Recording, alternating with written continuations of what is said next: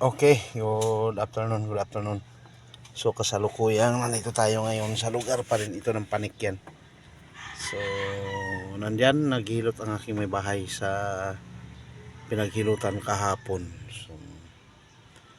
So may gagawin akong video. Yung gagawin kong video ito doon sa mga gustong mag-travel papuntang Luzon, Visayas, no?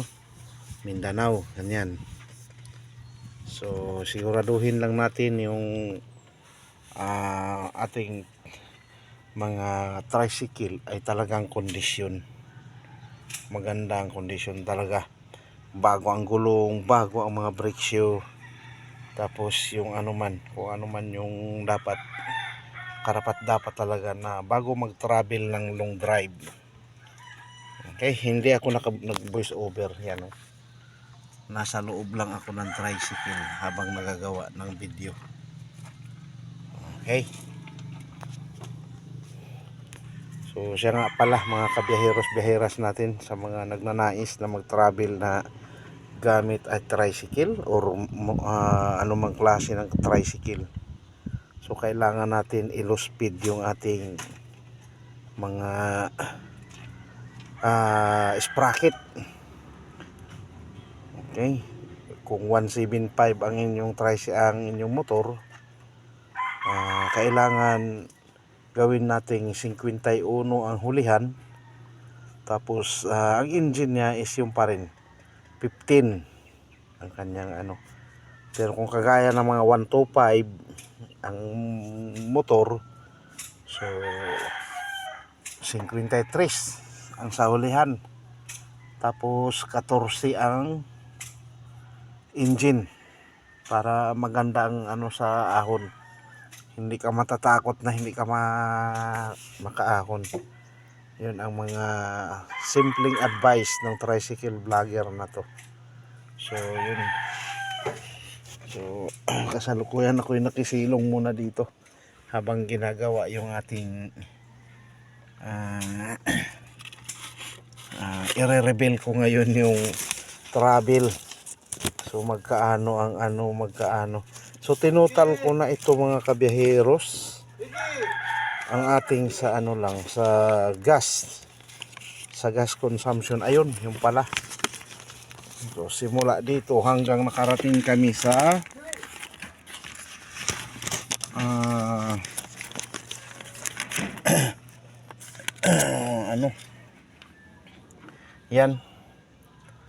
yan, umabot kami ng 2,998.17.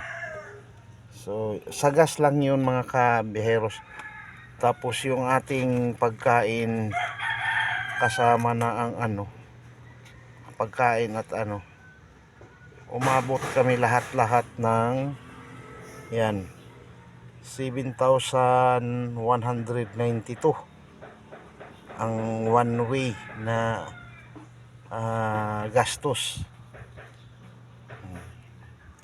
Ari ang sa gas 2,998.17. Ganun kakapal ang ilang 1, 2,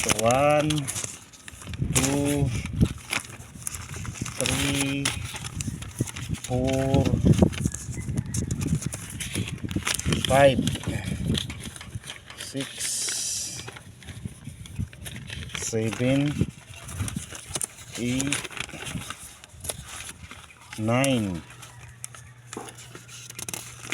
10, 11. Umabot tayo sa 11 siya na full tank. So laging ang karga natin is full tank. Full tank tayo lagi para safe sa biyahe, secure. Kaya malalayo ang gasoline station. So shout out sa barkong unang tawid namin. Yan. So Montenegro Shipping Lines. So ang bayad natin sa Montenegro Shipping Lines is nandyan 2,400 sa barko lang yun. Tapos ang passenger kada isa.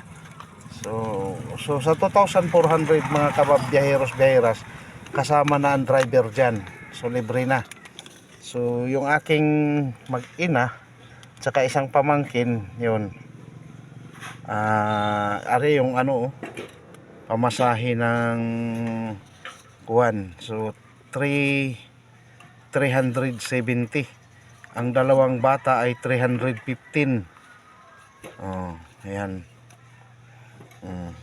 Yun yung ticket ng Montenegro shipping line. So mas ano pa din, nakakatipid pa rin compare ng talagang mag-ano ka, magpo-commute kami. Yan. So ayos naman yung ating mga biyahe. So kasama na rin yung ating mga yan, terminal fee. Yan. Ilan yung nagbayad ng terminal fee? 4, tag 10. Yan. Passenger passenger terminal free ticket. Yan. Yun yung mga binayaran natin dyan sa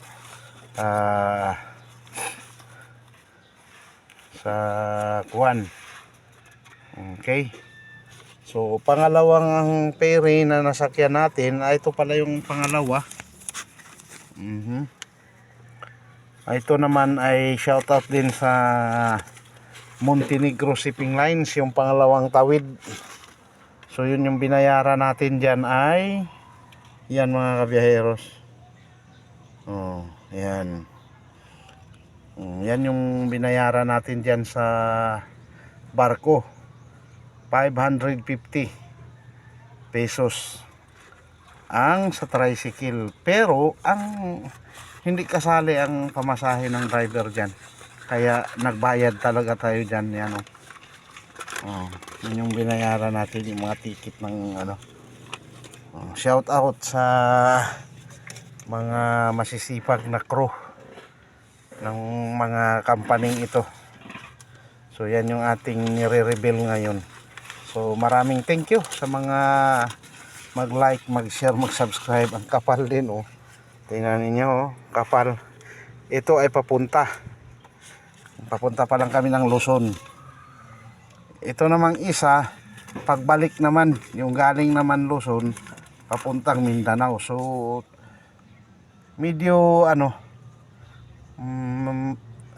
sa gasolina, so kung papunta namin medyo tipid-tipid, yung pagbalik ay talagang mabigat na kami dahil 5 nang sakay kung kumbaga ipang 5 ako. Umabot na kami ng 3,000 to ang aming gasolina galing Tagaytay. So yun yung ating mga nilakbay, Tagaytay, tapos Limiri, Batangas, Lipa, papuntang San Juan, Batangas, yun yung dulo ng Batangas, hanggang sa Lucena, hanggang doon sa mga kabundukan na ng ng paakyat ng Atimunan. So wala akong na-video diyan na gawa nung gabi. Wala rin makita ang kundi kadiliman lang. Okay. So maraming salamat sa mga mag-like, mag-share, mag-subscribe, no? So nakakatipid naman talaga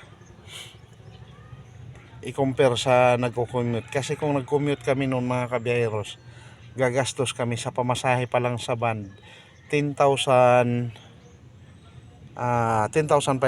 sa van pa lang yun. Hindi pa kasali ang barko doon. At yung 7,000 namin na kuwan, lahat-lahat, pagkain at saka yung nakarating na kami mismo doon sa sa kapatid ng bahay ng kapatid ng asawa ko. So maraming salamat. Bye-bye. God bless. Huwag natin kalimutan mag-like, mag-share, mag-subscribe. Alfred Uhaw TV Vlogs, and to God be the glory.